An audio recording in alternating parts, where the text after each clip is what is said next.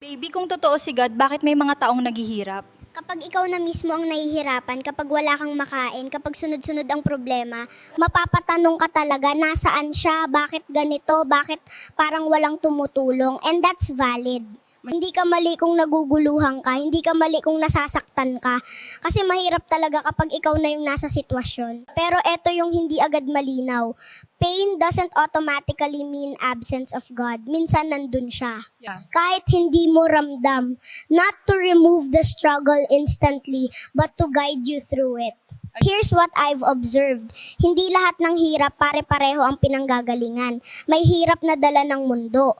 May hirap na dala ng choices, may hirap na dala ng environment, at may hirap na nagiging turning point. Kasi doon ka natututo, doon ka napipilitang mag-isip, doon ka napipilitang gumalaw, doon ka nagiging aware. And I get it, hindi mo hiningi yung sakit, hindi mo ginusto yung struggle, pero minsan doon ka hinuhubog. Not to break you, but to build you. And this is where things shift. Hindi lahat ng tanong may instant na sagot. Pero may choice ka kung paano mo haharapin. Pwede kang magalit, pwede kang sumuko, o pwede mong gamitin yung sitwasyon mo para mag-grow. Kasi kahit hindi mo kontrolado lahat ng nangyayari, may control ka pa rin kung paano ka kikilos.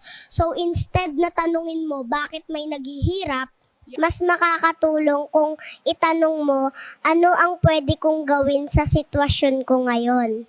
Kasi minsan, hindi nawalala si God, tahimik lang siya habang tinuturuan ka ay kung paano tumayo.